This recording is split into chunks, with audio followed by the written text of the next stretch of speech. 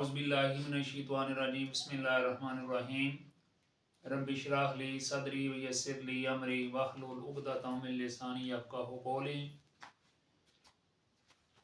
क़द अफ़लह मन तज़क्का व ज़करा इस्म रब्बिही फसल्ला बल तु'सिरूनल हयातद दुनिया वल आखिरतु खैरुन व अबक़ा सदक़ल्लाहुल अज़ीम। अज़ीज़ तलबा व तालिबात, मैं आज की B.Ed 2.5 की क्लास में आपको खुशामदीद कहता हूँ और मैं उम्मीद रखता हूँ कि आप लोग पूरी तवज्जो के साथ यकसुई और पूरे इन्हिमा के साथ क्लास में हाज़िर होंगे। आज की जो क्लास है, मैं ये चाह रहा था कि आज आपको पहले इसका मुकम्मल यानी इंट्रोडक्शन दे दिया जाए कि वो 3 सब्जेक्ट कौन से हैं जो कि मैंने आपको पढ़ाने हैं, और उन 3 सब्जेक्ट के हवाले से थोड़ा सा मैं ज़रा उसके जो मेन पॉइंट्स हैं वो भी आपके साथ शेयर कर दूंगा। तो वैसे तो आपके इस सेमेस्टर में 6 सब्जेक्ट होंगे। उन 6 सब्जेक्ट में जो 3 सब्जेक्ट हैं वो मैंने आपको पढ़ाने हैं। पहला सब्जेक्ट कौन सा होगा? Comparative education. दूसरा इंग्लिश 3, यानी कि ये इंग्लिश 3 लेवल की है, टेक्निकल इंग्लिश है। और तीसरा जो सब्जेक्ट है वो है ये सुपरवाइज्ड विजिट होते हैं, जिनको हम आसान फहम ज़बान में टीचिंग प्रैक्टिस कहते हैं। तो मैं पहले उन तीनों सब्जेक्ट्स के नाम लिखूंगा। वैसे तो ओवरऑल मैं सारे आपको इस सेमेस्टर के सब्जेक्ट के नाम लिखा देता हूं, और फिर जो मैंने आपको 3 सब्जेक्ट पढ़ाने हैं उनका भी मैं यहाँ पे जिक्र कर देता हूँ। तो ये आपका बेसिकली B.Ed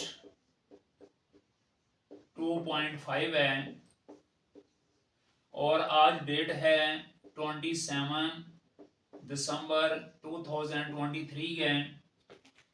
आपका ये 3rd सेमेस्टर है। इस सेमेस्टर में आपकी जो किताबें हैं मैं उनके ज़रा नाम आपको बता रहा हूँ।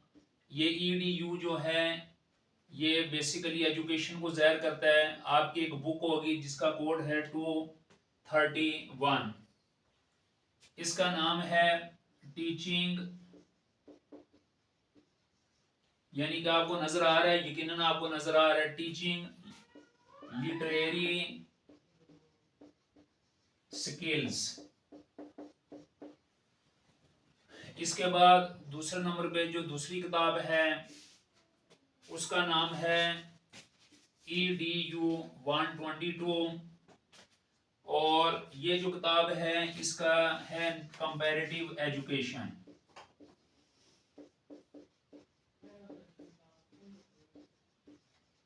कंपैरेटिव एजुकेशन ये दूसरी किताब है। उसके बाद बच्चों तीसरी किताब है EDU 233। ये है क्रिटिकल थिंकिंग। ये क्रिटिकल थिंकिंग है, यानी कि 233।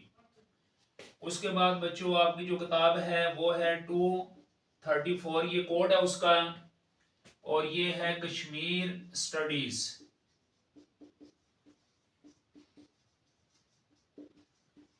ये आपकी 4 किताबें होगी।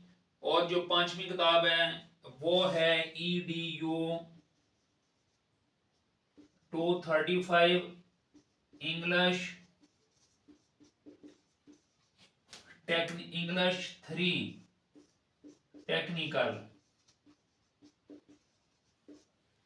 ये कितनी किताबें होगी? 1 2 3 4 और उसके बाद 5, और छठी किताब जो है वो है EDU 236। ये है सुपरवाइज्ड। आपको नजर आ रहा है? मैं जरा चेक कर लूं कि आपको नजर आ रहा है कि नहीं आ रहा। यस, बिल्कुल आपको नजर आ रहा है, and it is quite visible for you. यह आ जाएगा सुपरवाइज्ड स्कूल विजिट। इसको आप इन फॉर्म है, ये एक किस्म की टीचिंग प्रैक्टिस है। ये these are the 6 books, 6 courses that are included in your third semester the class B.Ed 2.5. the number 1 code है EDU 231 टीचिंग लिटरेरी स्किल्स। दूसरी किताब बुक कोर्स का नाम है EDU 132। ये 1 है, ये याद रखना, डोंट फॉरगेट इट। ये बाकी सब 2 हैं लेकिन ये 1 है। 132 शायद उनसे प्रिंटिंग में कहीं गड़बड़ हो गई है, लेकिन जो उन्होंने सिलेबस दिया है उसमें लगता वैसे ऐसी है कि ये उनसे प्रिंटिंग में गड़बड़ है, लेकिन चूंकि सिलेबस पे ये लिखा हुआ है लिहाजा आपने भी यही लिखना है। कंपैरेटिव एजुकेशन, चूंकि हमें किताब से गर्ज है लिहाजा किताब का नाम क्या है इस कोड का, कंपैरेटिव एजुकेशन। तीसरा EDU 233 क्रिटिकल थिंकिंग। चौथे नंबर पे EDU 234 कश्मीर स्टडीज यानी कश्मीरियात जिसे कहते हैं। नंबर 5 पे EDU 235 ये इंग्लिश है, इसके स्पेसिफाइड कुछ चैप्टर्स हैं, क्योंकि इंग्लिश 1 2 तो हो चुकी है आपकी, ये अब नंबर 3 है, ये टेक्निकल इंग्लिश है। नंबर 6 है EDU 236 सुपरवाइज्ड स्कूल विजिट या टीचिंग प्रैक्टिस। तो ये जो 6 कोर्सेज हैं ये आपके तीसरे सेमेस्टर में, ठीक है। अब इनमें नंबर 2, उसके बाद नंबर 5 और नंबर 6 ये मैं आपको टीच करूंगा, and I will try to my best to introduce you to go through all these courses well in time, and the notes material will be provided to you well in time so that you prepare your lessons easily before examination। तो ये आपने ये देख लिया, ये 6 आपकी किताबें हैं यानी कि तीसरे सेमेस्टर की। अभी मुझे उम्मीद है कि आपने नोट कर ली है। इससे पहले एक मेरा लेक्चर कंपैरेटिव एजुकेशन पे हो चुका है, फिर कुछ बच्चों ने मुझे मैसेज किया कि सर आप जरा डिटेल भी बता दें, इसलिए मैं आज आपको ये डिटेल भी बता रहा हूं।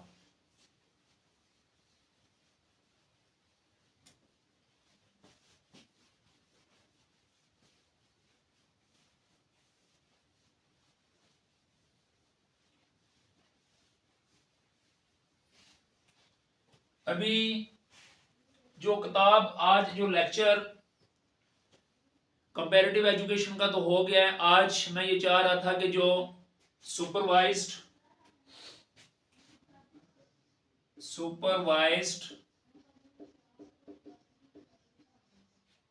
स्कूल,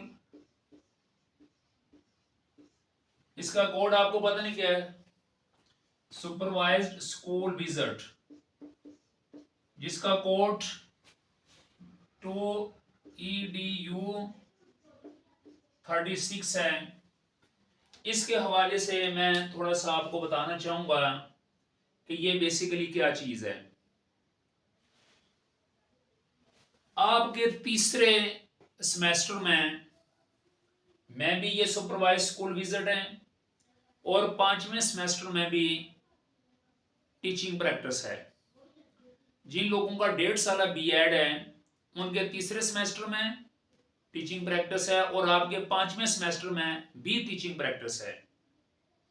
ये भी टीचिंग प्रैक्टिस है, वो भी टीचिंग प्रैक्टिस है।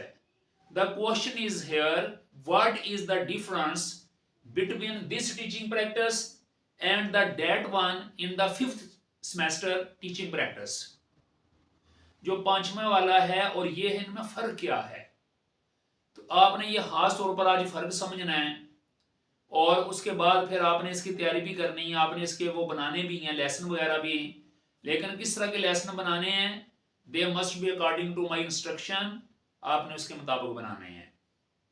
अगर आपने उसके मुताबिक नहीं बनाए तो उसका जो है नुकसान आपको हो सकता है, क्योंकि ये दे यानी कि ये जो हैं दे आर आल्सो डिफरेंट और जो टीचिंग प्रैक्टिस 5वें सेमेस्टर में आती है, दे आर आल्सो डिफरेंट, यानी both are different from each other. ये जो नाम है, नाम से जाहिर होता है कि सुपरवाइज्ड स्कूल विजिट।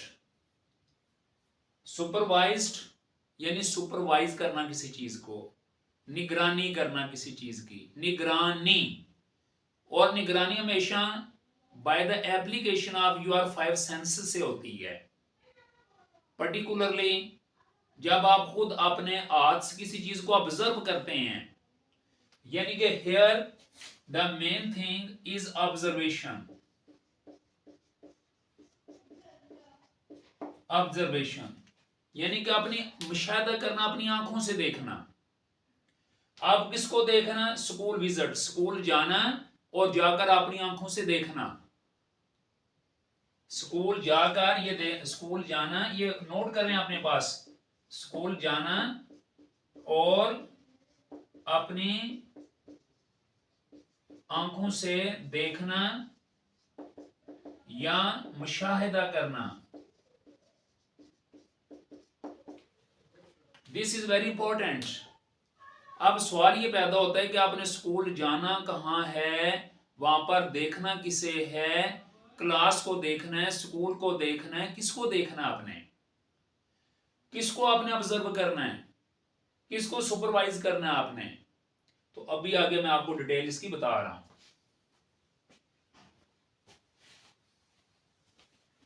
बेसिकली जो टीचिंग प्रैक्टिस या ये कोर्स है, ये चाहता है कि आप प्रैक्टिकल टीचर बने। ये चाहता है कि आप थ्योरी से अभी निकलें।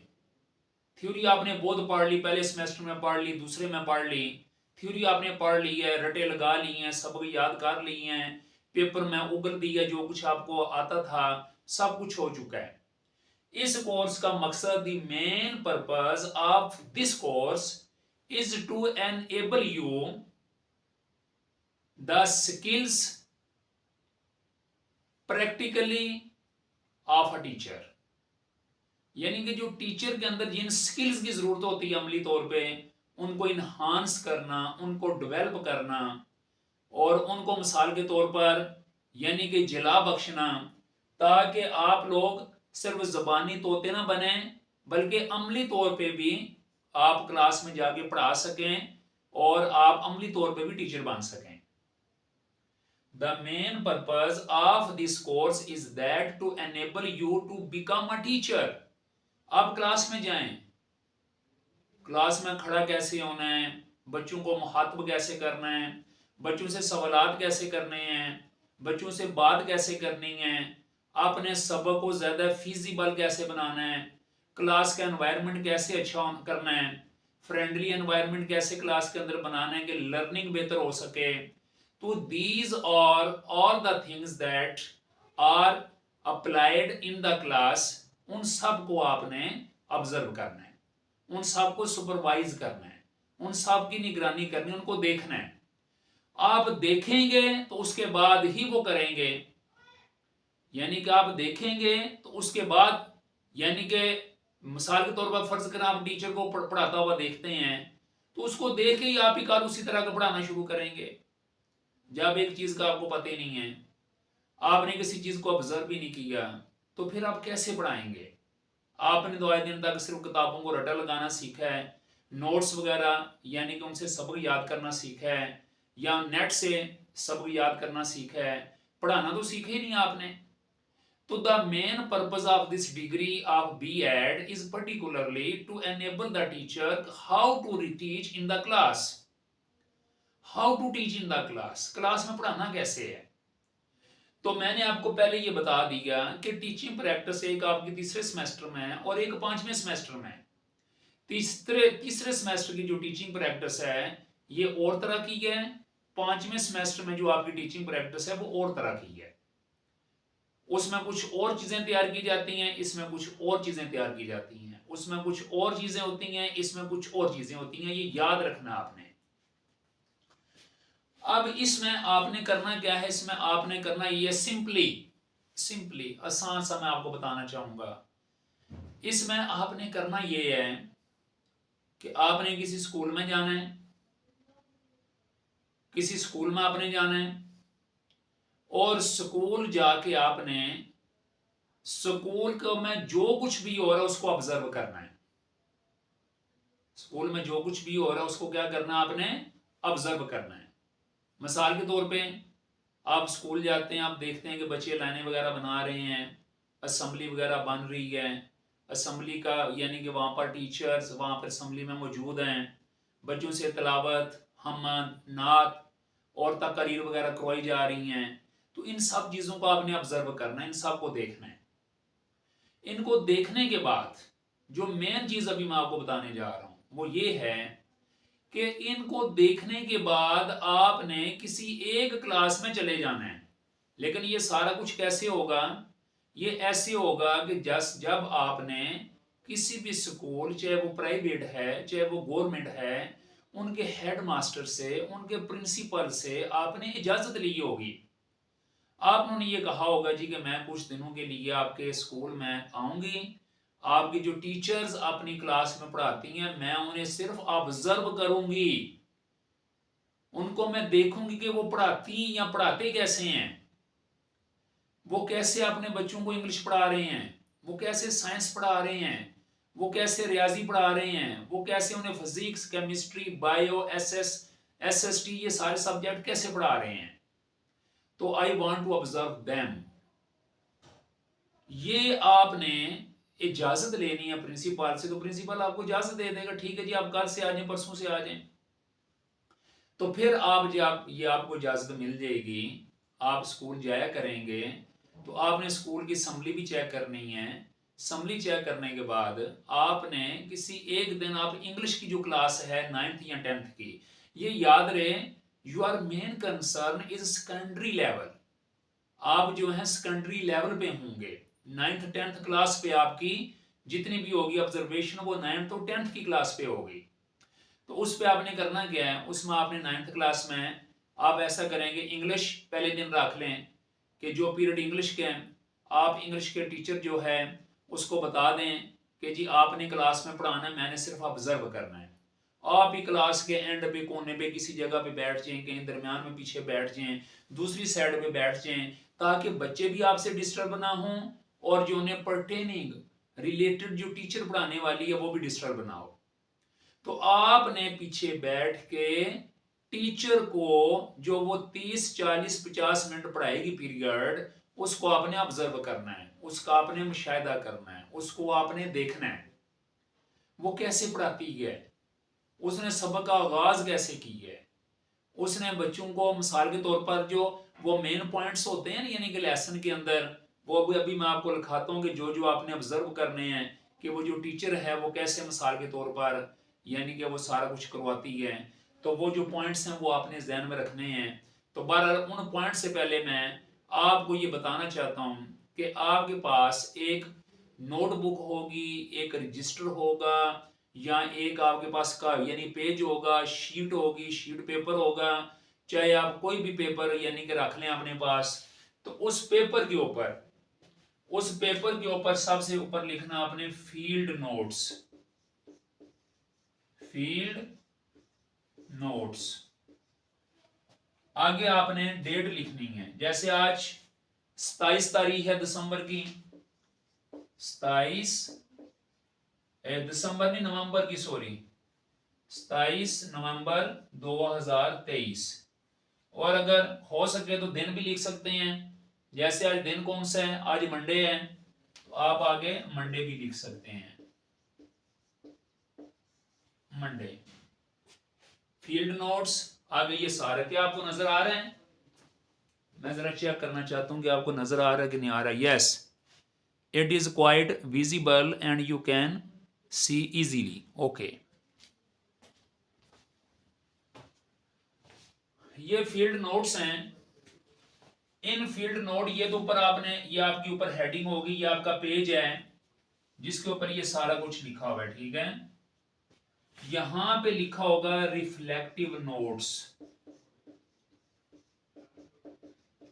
रिफ्लेक्टिव नोट्स ये आपने लिखना है।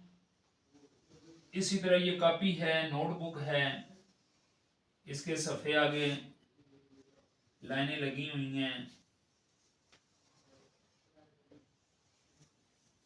इस तरह ऊपर लिखा हुआ फील्ड नोट्स, आगे डेट, आगे दिन आ गया।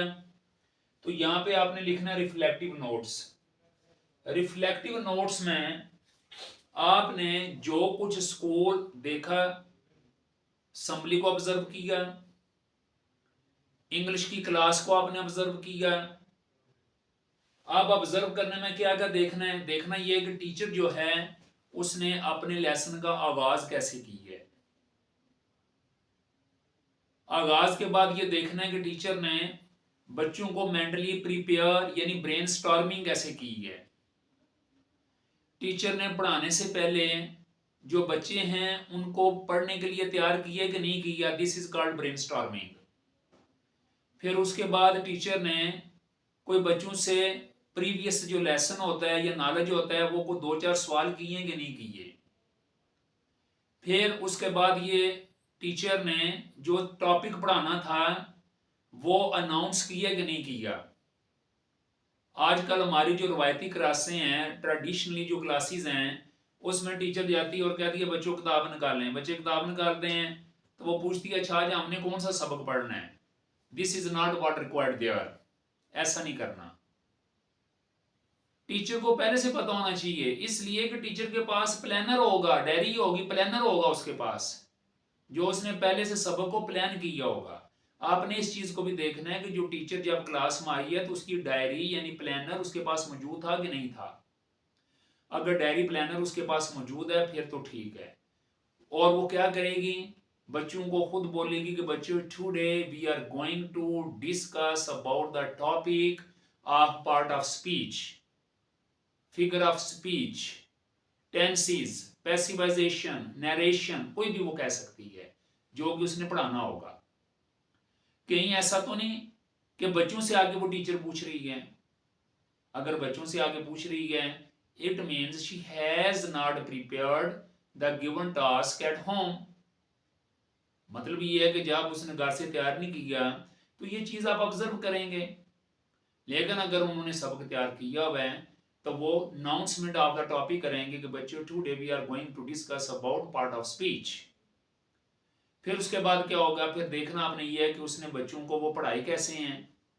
कुछ चार्ट शार्ट की मदद से पढ़ाए हैं, कोई व्हाइट बोर्ड की मदद से पढ़ाए हैं, या कि मिसाल के तौर पर ऐसे ही उन्होंने टाल दी है, बच्चों को ऐसे बस रवायती तौर पे पढ़ा दी है जी के ग्रामर निकालें और उसके ऊपर डेफिनेशंस वगैरह पढ़ दें। तो ये इसको बोलते हैं प्रेजेंटेशन। आपने ये देखना है कि उसने प्रेजेंटेशन कैसे किया लेसन को। फिर प्रेजेंटेशन के बाद आपने ये देखना है कि जब टीचर पढ़ा रही थी तो क्या उनका जो फोकस है पूरी क्लास के ऊपर था कि यहाँ के सिर्फ एक जगह पर वो टीचर मौजूद थी, बैठी रही हैं। पूरी क्लास में उनका फोकस था कि नहीं था, ये भी आपने देखना है। फिर उसके बाद फोकस के बाद आपने ये भी देखना है कि फोकस के साथ साथ क्या पूरी क्लास की पार्टिसिपेशन भी थी कि नहीं थी, यानी पूरी क्लास ने पार्टिसिपेशन की है कि नहीं की। तो वो पार्टिसिपेशन को भी देखेंगे। पार्टिसिपेशन का क्या मतलब है? पार्टिसिपेशन का मतलब है कि टीचर जो कुछ पढ़ा रहा है वो बच्चों को साथ साथ समझा रहा है, उनसे पूछ रहा है, बच्चे अपने टीचर से कुछ पूछ रहे हैं कि नहीं पूछ रहे हैं, वो ज़हनी तौर पे जिस्मानी तौर पर क्लास के अंदर अपने टीचर की बातों के साथ वो मतलब मुंसलिक हैं कि नहीं है। मतलब है जैसे मैं पढ़ा रहा हूँ क्लास में, मुझे पता होना चाहिए सारे बच्चे मेरी बात को तवज्जो से सुन रहे हैं and they are getting my point and if they feel any problem they ask me a question. यानी कि वो मुझसे सवाल पूछ सकते हैं कि मुझे ये सवाल नहीं आता, आपकी ये बात मुझे समझ नहीं आई, ये जो एडवर्ब है इसके बारे में मुझे सही पता नहीं चला, जो आपने वर्ब बताए हैं वर्ब के अंदर इनकी जो टाइप्स आपने 12 किस्मों की बताई हैं वो मुझे सही समझ नहीं आई हैं। आपने नाउन बताया है, इसका जो एब्स्ट्रक्ट है, एब्स्ट्रक्ट नाउन है, या मुझे हमें दोबारा समझा दें। तो क्या बच्चों ने आगे से सवाल किया या दे वर सिटिंग मम, या वो खामोश बैठे रहे हैं। दिस इज कॉल्ड पार्टिसिपेशन, हिस्सा लेना काम में, पढ़ाई में, तदरीस में। तो ये भी आपने ऑब्जर्व करना है। कहीं ऐसा तो नहीं कि टीचर वन वे टीचिंग होती रही है, एक होती है वन वे टीचिंग, एक होती है टू वे, तो या two way learning. One way learning, one way teaching and two way learning, या one way teaching, two way teaching, यानी कि आप बच्चों को पढ़ा रहे हैं और बच्चे आपसे पूछ रहे हैं। तो ये बेसिकली होती है यानी कि लर्निंग। तो लर्निंग के अंदर ये जो पार्टिसिपेशन है, दिस इज वेरी इंपॉर्टेंट, आपने इसको भी ऑब्जर्व करना है। तो फिर आपने उसके बाद ये देखना है कि जो टीचर है जब वो सबक पढ़ा चुकी थी तो उसने बच्चों को कुछ प्रैक्टिस भी करवाई है, ज़बानी सवालात, रिकैप्चुलेशन, रिवाइज किया कि नहीं किया, उनसे कुछ पूछा है कि नहीं पूछा, कि बस टीचर अपनी मर्जी करती रही हैं। तो एक तो ये जो चीज़ होती है ना, ये भी इसमें शामिल होती है कि बच्चों का रिवीजन जो है ये अच्छी तरीके से टीचर ने किया कि नहीं किया। ये भी इसमें आपने, ये जितनी मैं चीज़ें बता रहा हूँ, these all things must be reflected in your lines on in the form of words on these lines। ये सारी चीजें आपने यहाँ पे लिखनी है, इनके ऊपर यहाँ पे लिखनी है आपने। बात समझ आ रही है ना आपको, इनके ऊपर लिखनी है आपने।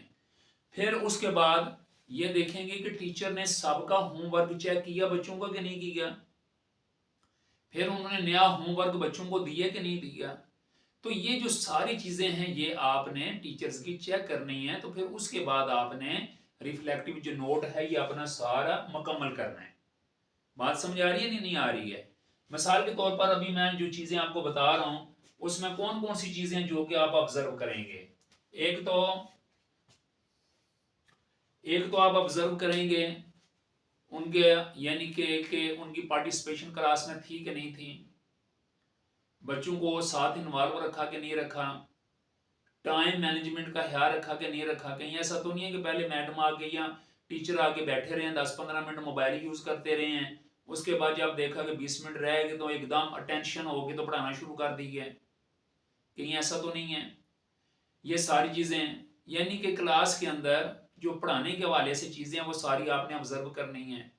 और फिर टीचर ने सही तरीके से आगाज किया कि नहीं किया, क्लास हाजिर थी मुकम्मल तौर पे कि नहीं थी, सीटिंग अरेंजमेंट सही था या नहीं था। सीटिंग अरेंजमेंट जो है ये सबसे पहले आपने इसके भी तरफ तवज्जो देनी है कि मैम ने क्लास में आके, टीचर ने क्लास में आके सीटिंग अरेंजमेंट बच्चों का सही करवाया कि नहीं करवाया, फिर उन्होंने प्लानर के मुताबिक बच्चों को पढ़ाया कि नहीं पढ़ाया, फिर बच्चों ने आगे से रिस्पॉन्ड किया कि नहीं किया, फिर बच्चों को आगे से रिकैप्चुलेशन करवाई गई है कि नहीं करवाई गई, बच्चों का होमवर्क चेक किया गया कि नहीं किया गया, टीचर ने जो कुछ बच्चों को पढ़ाया हुआ है क्लास के अंदर उस वक्त एनवायरनमेंट सही था कि नहीं था। कहीं ऐसा तो नहीं है कि टीचर पढ़ा रही थी और गर्मी बहुत ज़्यादा थी, या टीचर पढ़ा रही थी और बिजली नहीं थी और बच्चों को सही बुक से नज़र नहीं आ रहा था, अंधेरा था। फिर उसके बाद टीचर ने बच्चों को होमवर्क उनका चेक किया कि नहीं किया, फिर मजीद उन्होंने होमवर्क दिया कि नहीं दिया। तो ये सारी की सारी जो चीज़ें हैं ये बच्चों टीचर जो है क्लास में करता है और आपने रिफ्लेक्टिव नोट्स में इनको मेंशन करना है, इनको लिखना है। जब ये पूरा सफ़ा एक रिपोर्ट लिखने के बाद, ये एक सफ़ा 1.5 सफ़े पे इनकी रिपोर्ट होगी, लिखने के बाद आपने आखिर पर क्या करना है, आखिर पे यहां पर लिखना है आपने मेंटोर्स कमेंट्स। नजर आ रहा है? मैं जरा चेक कर लूं।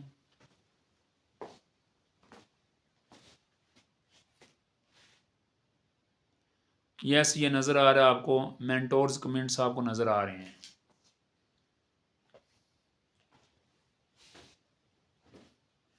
आपको पता है ये मेंटोर क्या होता है?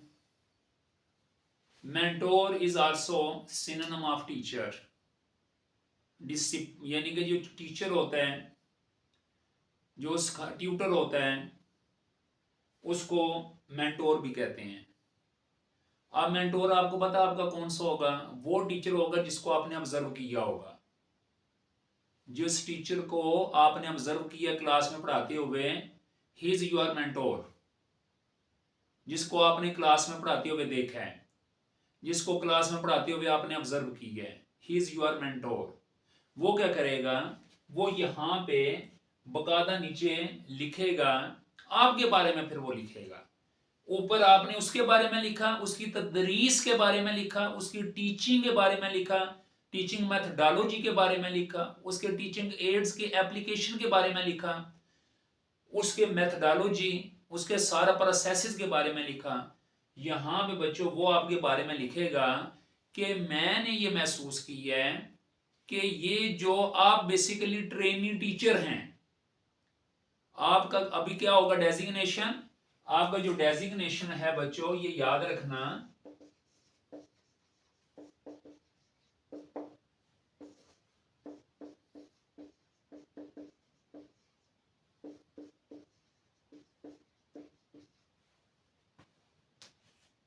आपका डेजिग्नेशन है ट्रेनिंग टीचर या प्रोस्पेक्टिव टीचर, ठीक है ना, या सस्पेक्टेड टीचर। तो आप भी मिसाल के तौर पर ये हैं ट्रेनिंग टीचर हैं, तो ये लिखेगा यानी कि जो मेंटोर है कि आई, यानी कि आपके बारे में लिखेगा, क्या लिखेगा, the training teacher is very keen to learn teaching methodology. यानी कि ये जो ट्रेनिंग टीचर है, क्योंकि जिस वक्त वो टीचर क्लास में पढ़ा रहा होगा ना, तो उसको वो आपकी हरकतों पे भी उसकी नजर होगी कि ये क्या कर रहा है। तो लिहाजा अगर आप बड़े इन्हेमाक तवज्जो लगन के साथ देख रहे होंगे अपने टीचर को, सुन रहे होंगे उसे, तो वो आगे से कमेंट देगा कि ही इज वेरी कीन, यानी कि ये जो टीचर है ना, यानी कि he showed very keen interest in learning या इन टीचिंग। इस बच्चे ने या इस ट्रेनिंग टीचर ने क्या की है, बहुत ज्यादा दिलचस्पी दिखाई है सीखने में, तदरीस को सीखने में। बात समझ आ रही, उसका ये कमेंट होगा। मजीद वो ये भी लिख सकता है, he presented all the time during the period, यानी कि वो पीरियड के दौरान मुकम्मल तौर पर क्लास में हाजिर रहा। और ही केप्ट ऑन ऑब्जर्वेंस, या ही केप्ट ऑन यानी कि ऑब्जर्वेशन, और वो ऑब्जर्वेशन वगैरह करता रहा। तो ये 3-4 जो लाइनें होंगी, एक फिक्रा भी हो सकता है, एक वर्ड भी हो सकता है, एक चंक्स भी हो सकता है, और 3 वर्ड सेंटेंस भी हो सकते हैं, 4 भी हो सकते हैं, जो वो आपके बारे में लिखेगा। मुझे उम्मीद है कि आपको मेरी बात समझ आ रही है। तो अभी मैं फिर दोबारा आपको ये बता रहा हूँ कि सुपरवाइज स्कूल जो विजिट है, इसमें वो उस तरह जो रजिस्टर्स वगैरह बनाते हैं ना, ये वो काम नहीं है। ये अलग से आपने तकरीबन 15 ये रिपोर्ट्स आपने बनानी है। 5 मैं लेसन चले आपसे करवा लूंगा बाद में, लेकिन 15 आपने रिपोर्ट्स बनानी है। इन 15 रिपोर्ट्स जो है ये आपने हर सब्जेक्ट की, एक दिन आप इंग्लिश को ऑब्जर्व करेंगे, एक दिन आप जाके वहां पर फिजिक्स को करेंगे, केमिस्ट्री को करेंगे, बायो को करेंगे, इस्लामियात को करेंगे, उर्दू को करेंगे, एसएसटी को करेंगे, और 2-2 दिन भी कर सकते हैं। फर्ज करें अगर ये 5 सब्जेक्ट मैं बता रहा हूँ, 5 सब्जेक्ट कौन सी क्लास के हो गए, बल्कि 7 यानी कि 9th के हो गए, और 7 ही 10th के हो गए। ये 14 आपकी रिपोर्ट्स बन सकती हैं, 9th की और 10th की दोनों की मिला के 14-15 रिपोर्ट्स बन सकती हैं। तो ये 14-15 रिपोर्ट्स आपने लिखनी होंगी, जिनको सुपरवाइज स्कूल विजिट रिपोर्ट्स कहते हैं, ठीक है ना, या विजिट कहते हैं। तो ये भी एक किस्म की टीचिंग करैक्टरसी होती है, जो कि आपने स्कूल में जाके टीचर से लर्न करना होता है कि वो क्लास में कैसे पढ़ाता है। तो बच्चों इसी के साथ, क्योंकि ये मतलब है कि जो इसका यानी कि टॉपिक है, इसका जो पहला जो लेक्चर है इस सब्जेक्ट का, ये अभी मुकम्मल होता है। इससे अगले चैप्टर में मजीद आपको डिटेल्स बताऊंगा। अभी आपने एकदम काम लिखना शुरू नहीं कर देना, उसमें बताऊंगा कि आपने ये रिपोर्ट लिखते हुए किन किन बातों को मद्देनजर रखना है, कैसे आपने स्कूल जाना है, कैसे ये रिपोर्ट मुकम्मल करनी है, इसमें लैंग्वेज कैसी होनी चाहिए, इसमें टेंस कौन सा आपने इस्तेमाल करना है, इसमें वर्डिंग किस किस्म की होनी चाहिए, आगाज़ कैसे करना है, एंड कैसे करना है। इंशाल्लाह ये इससे अगले लेक्चर में मैं आपको सारी डिटेल्स बताऊंगा। तो बच्चों इसी के साथ मैं आपसे इजाज़त चाहता हूँ। Thank you very much for listening. अल्लाह हाफिज़।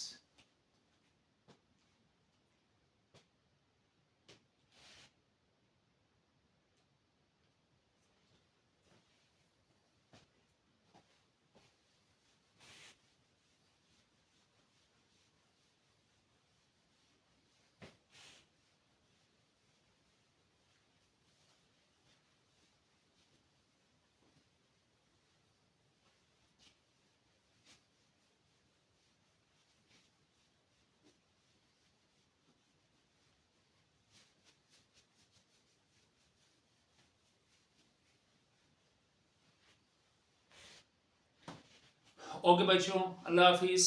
आज से आप ट्रेनिंग टीचर बन चुके हैं। आपको जो डेजिग्नेशन अलॉट हुआ है वो ट्रेनिंग टीचर का है, क्योंकि आप फुल टीचर उस वक्त बनेंगे जिस वक्त आपको टेस्ट NTS BEd मुकम्मल करेंगे, उसके बाद किसी इदारे में काम करेंगे। अभी चूंकि आप उसके लिए तैयारी कर रहे हैं, प्रैक्टिस कर रहे हैं, लिहाजा आज से आप ट्रेनिंग टीचर हैं। Thank you very much. अल्लाह हाफिज़।